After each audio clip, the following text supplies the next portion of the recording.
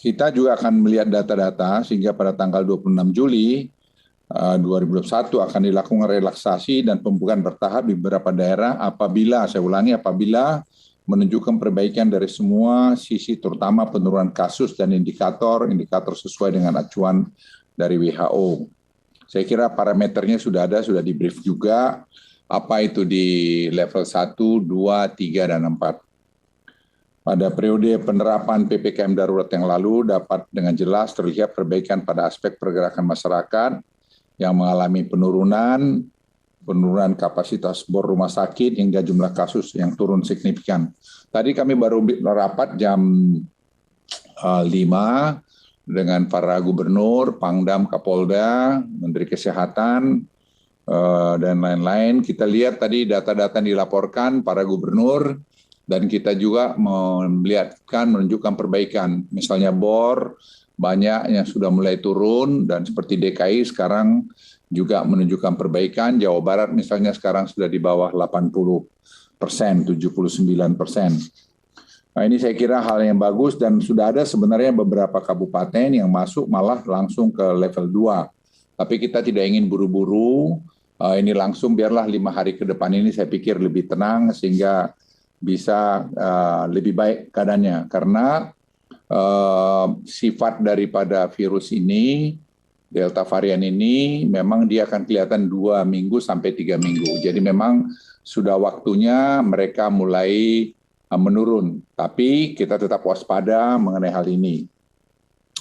Pada masa PPKM level 4 ini diperlakukan, pemerintah sudah melihat potensi beberapa daerah yang mengalami perbaikan.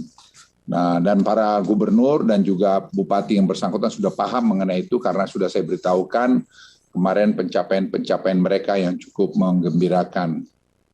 Namun kita juga ingin hati-hati sehingga nanti yang sudah baru mulai baik ini jangan jadi memburuk. Jadi mohon kesabaran kita semua karena kita berperang terhadap satu Delta varian yang betul-betul sangat ganas ini. Kemudian terkait beberapa pertanyaan bagaimana pemerintah menentukan level 1 hingga level 4 adalah dengan menggunakan indikator pertama, laju transmisi, respons sistem kesehatan, serta kondisi sosiologis masyarakat. Jadi kondisi sosiologis masyarakat itu menjadi sangat penting. Pemerintah dalam waktu dekat atas perintah Presiden akan melakukan peningkatan testing, tracing, dan berbanyak pusat-pusat isolasi utamanya di daerah padat penduduk. Jadi nanti jam 7.45 ini kami akan finalkan itu, bagaimana kita akan langsung testing dan tracing di perumahan-perumahan padat penduduk, di aglomerasi seperti Jabodetabek, Bandung, Surabaya, Solo Raya, Semarang, Malang Raya, seperti itu. Ada 7 atau 8 tadi itu. Nah itu begitu kita langsung testing, kalau ada yang positif langsung dibawa ke karantina. Di karantina perawatan obat ada, dokter ada, segala macam. Sehingga tingkat menjadi memburuk itu memperkecil. Seperti contoh kami sekarang di Wisma Atlet, tingkat yang meninggal sangat-sangat rendah. Daripada di rumah saja, terutama teman-teman kita yang rumahnya yang agak di daerah-daerah padat penduduk, saya kira tingkat penyebaran itu jangan tinggi. Sehingga kita tujuannya untuk memutus tadi transmisi dari Delta varian ini. Ini kita berharap kita akan bisa mulai dalam 1-2 hari ini, dan akan kita lakukan secara masif sehingga waktu nanti pelonggaran pada bulan tanggal 26 kalau semua berjalan baik, maka yang kita tekankan adalah nanti testing, tracing, dan vaksinasi. Itu akan berjalan paralel karena dari data yang kita dapat, ini seperti DKI dari tadi yang kita lihat, yang meninggal karena COVID yang sudah divaksin itu angkanya sangat rendah, dari 5,1 juta sampai hanya 54 orang tadi yang meninggal. Jadi ini angka hanya 0,21%. Jadi vaksin dan itu rata-rata komorbid.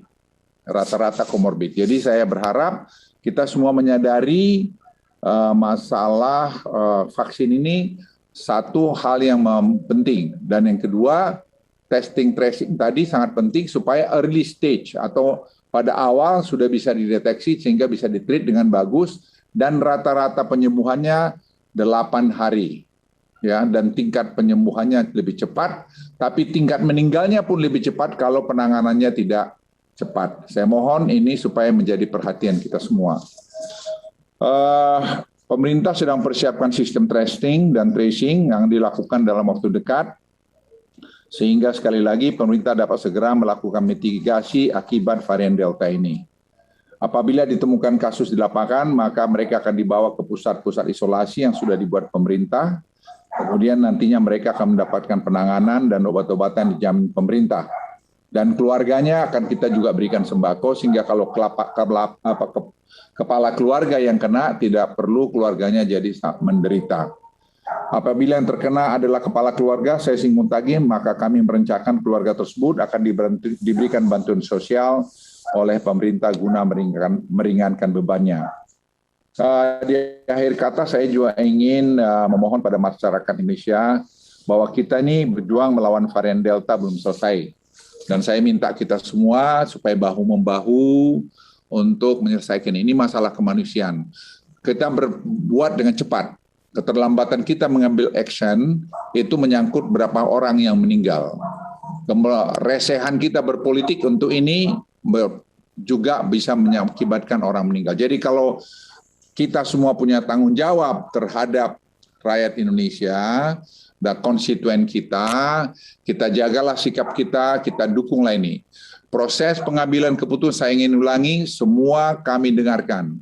Kami dengarkan juga Dewan Guru Besar Fakultas Kedokteran Universitas Indonesia, juga dari Universitas Gadjah Mada, Universitas Airlangga, kami dengarkan semua.